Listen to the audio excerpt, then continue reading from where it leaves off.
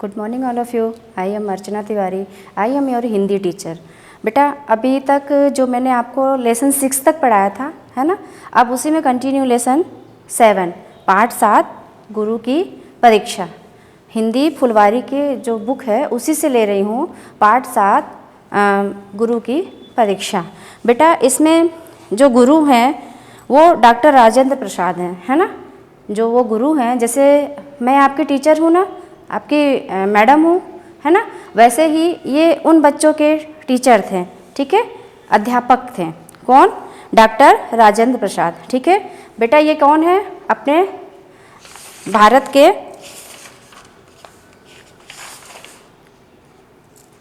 Doctor Rajendra Prasad बेटा भारत के प्रथम राष्ट्रपति थे। कौन थे? प्रथम राष्ट्रपति, ठीक है बेटा। तो ये उनके जीवन के ही आधारित पर ये कहानी है गुरु की परीक्षा। इसमें जो गुरु जी कौन है? डॉक्टर राजेंद्र प्रसाद, और उनके बहुत सारे शिष्य हैं, स्टूडेंट हैं, है ना।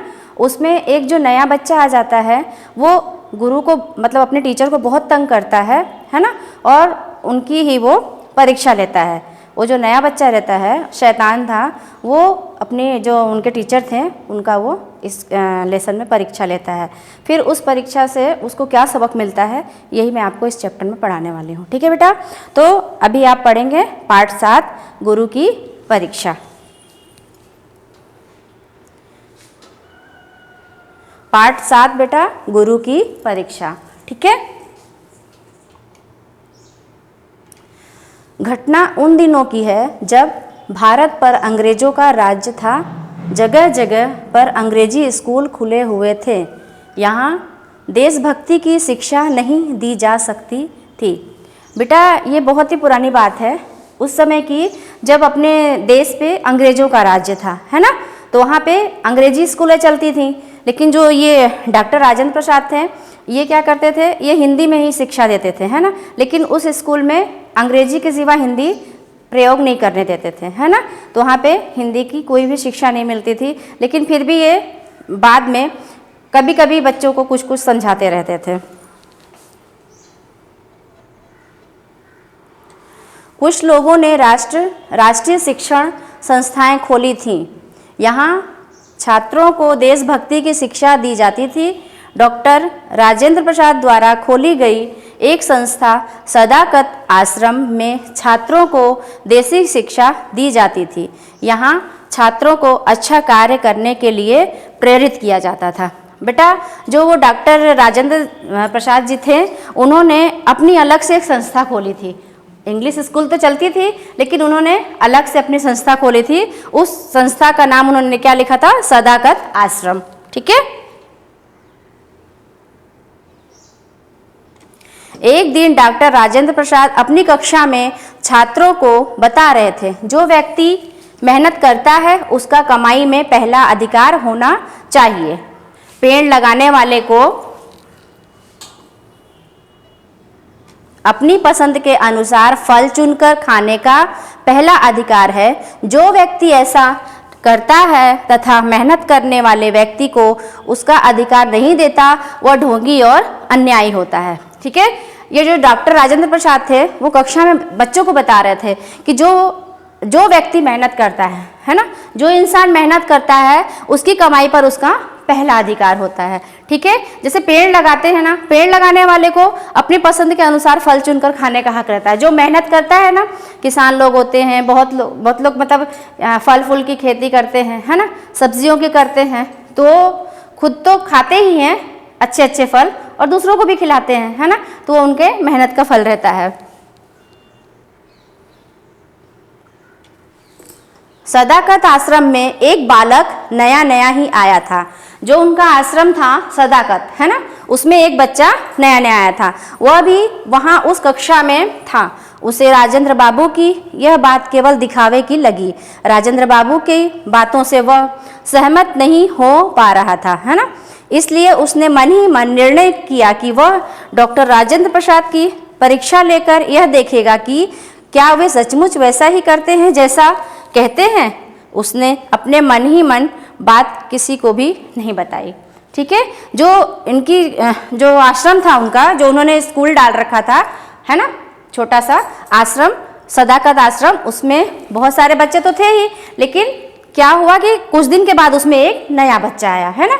जैसे स्कूल में बहुत सारे बच्चे रहते हैं, उसके बाद नए नए बच्चों के एडमिशन होते रहते हैं ना, उसी तरह एक बच्चा आया, पर वो बेटा बहुत ही शैतान था, है ना। जो भी मास्टर उसको पढ़ाते थे, सर पढ़ाते थे, तो उसको लगता था कि वो तो ऐसे ढोंग करते हैं, कुछ नहीं पढ़ाते, कुछ नहीं समझाते हैं, है ना, उनको वो गलत समझता था। इसलिए उसने अपने मन में यह ठाना कि मैं मतलब उनकी परीक्षा लूँगा, है ना। डॉक्टर राजेंद्र प्रसाद के लिए रोज सुबह कोई न कोई छात्र नीम की एक दातून लाकर देता था। वे उसी से अपने दांत साफ करते थे। यह रोज का नियम बन गया था। इस गुरु सेवा के लिए छात्रों में कभी कभी होड़ सी मच जाती थी। बेटा जो राजेंद्र प्रसाद थे, डॉक्टर राजेंद्र प्रसाद, वो क्या करते थे, नीम की दातून, नीम तो आपने देखा होगा, है ना। आप कभी स्कूल जैसे पहले आते थे तो आप कैंपस में भी अपने देखे होंगे नीम है, आपके आसपास में भी है। तो नीम क्या है, हमारे लिए बहुत लाभदायक होती है। उससे नीम की साबुन भी बनती है ना। बहुत लोग जैसे ब्रश करते हैं ना, तो उसकी जगह नीम की दातून यूज़ करते हैं। तो उसके पत्ते निकाल के उसकी जो टहनी रहती है उससे अपने दांत साफ करते हैं। तो जो ये डॉक्टर राजेंद्र प्रसाद थे बेटा, ये भी यही काम करते थे। मतलब हमेशा वो ब्रश की जगह दातून से ही अपना दांत साफ किया करते थे। तो उसमें जो स्कूल में बहुत सारे छात्र थे, उनके बच्चे थे, वो उनके लिए क्या करते थे, नीम की दातून तोड़ के लाते थे, तो उनसे ही वो अपने दांतों को साफ किया करते थे।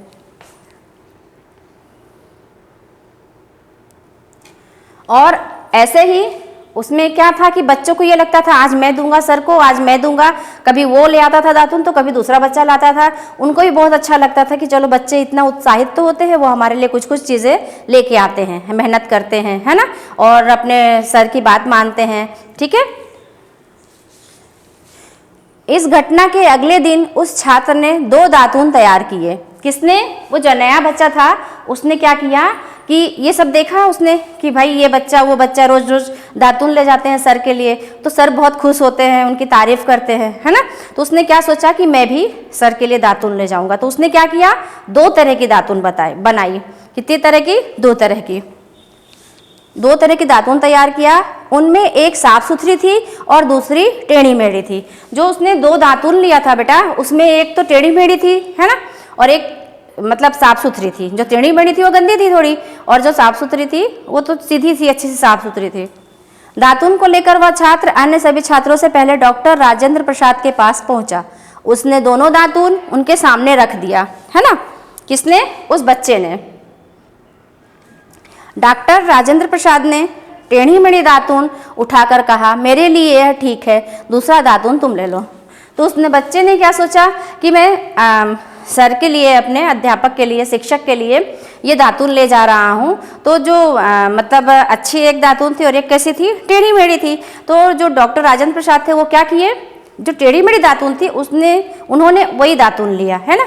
उस बच्चे से वही दातून ले ली और बोला कि मैं इससे दांत साफ कर लेता हूँ और तुम साफ सुथरी वाली जो है उसको ले लो और तुम उसको यूज कर लो, ठीक है। छात्र कुछ देर के लिए चुप रहा, फिर बोला, नहीं नहीं, आप यह अच्छी वाली दातून ले लीजिए, मेरे लिए तो ये टेढ़ी मेढ़ी दातून ही ठीक है। जो बच्चा था अपने मास्टर जी से बोलता है कि सर आप अच्छी वाली दातून ले लीजिए और मेरे लिए तो टेढ़ी मेढ़ी ही अच्छी है, तो मैं टेढ़ी मेढ़ी ही ले लेती हूँ।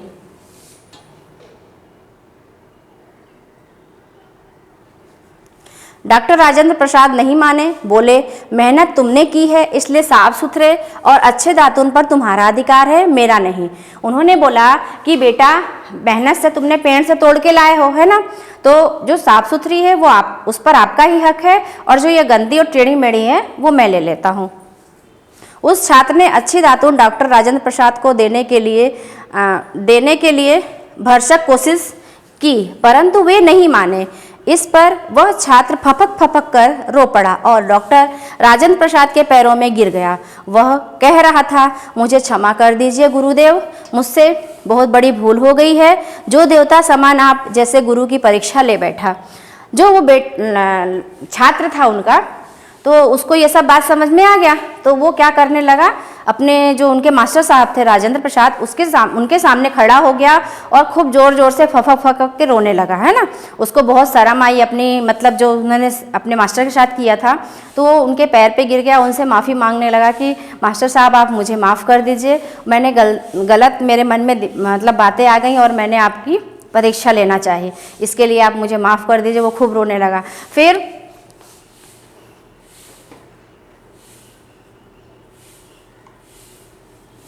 और उसने बोला कि जो आप मतलब ऐसे देवता समान जो गुरु हैं उनके साथ मैंने बहुत ही गलत किया है, तो आप मुझे माफ़ कर दीजिए, है ना। शुरू में डॉक्टर प्रसाद समझ नहीं पाए कि वह बालक क्यों रो रहा है। बाद में उस छात्र की बातें सुनकर तथा पिछले दिन में कक्षा में कहे गए अपने शब्दों को याद करके वे सब कुछ समझ गए और उन्होंने प्रेम से बालक को उठाया और उसके सिर पर हाथ फेरते हुए उससे कहा, इसमें रोने या दुख करने की क्या बात है। हमें किसी भी बात में शंका हो तो उसकी परीक्षा लेने में कोई बुराई नहीं है, इससे तो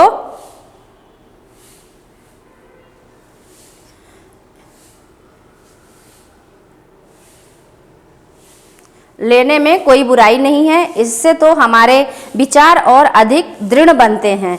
इसमें नाराजगी की कोई भी बात नहीं है। मैं तो तुम्हारे ऊपर अत्यंत प्रसन्न हूँ। उन्होंने उस बच्चे के ऊपर गुस्सा बिल्कुल भी नहीं किया और उसे बल्कि यही समझाया कि बेटा आपने बहुत अच्छा किया कि आपके जो भी मन में था आपने वो अपने मन से हमारे ऊपर मतलब हमारी परीक्षा लेके और आपने उसको निकाल दिया, जिससे आपको आज समझ में आ गया कि हमें क्या करना चाहिए। इसलिए आप गलत नहीं हो, अपनी जगह आप भी सही हो। लेकिन क्या है, हमें अपने गुरु की कभी भी निंदा नहीं करना चाहिए, है ना। उनकी कभी मतलब बुराई नहीं करनी चाहिए, क्योंकि वो जो हमें अगर कुछ पढ़ा रहे हैं, कुछ समझा रहे हैं तो आपकी भलाई के लिए ही बताते हैं, है ना बेटा। तो इसमें जो डॉक्टर राजेंद्र प्रसाद हैं उनका यही कहना था।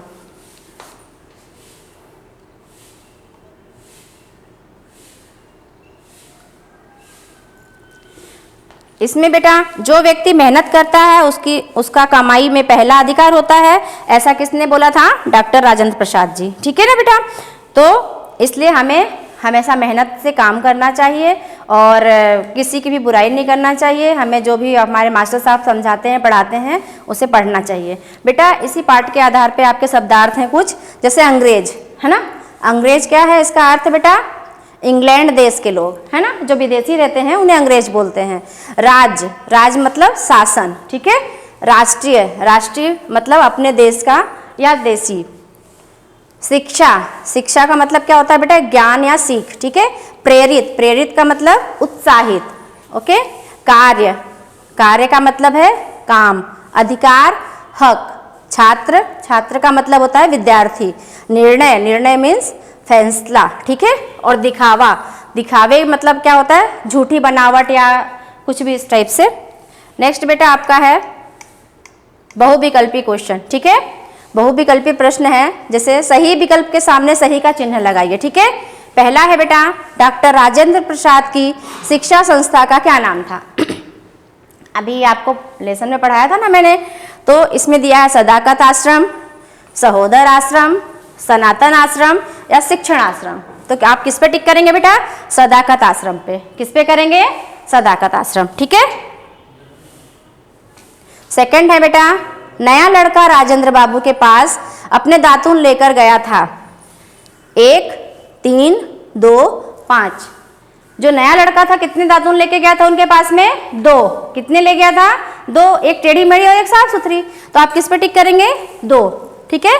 थर्ड नंबर है बेटा आपका, बालक ने किसकी परीक्षा ली? बालक ने किसकी परीक्षा ली? मित्र की, अध्यापिका की, राजेंद्र प्रसाद की या सहपाठी की?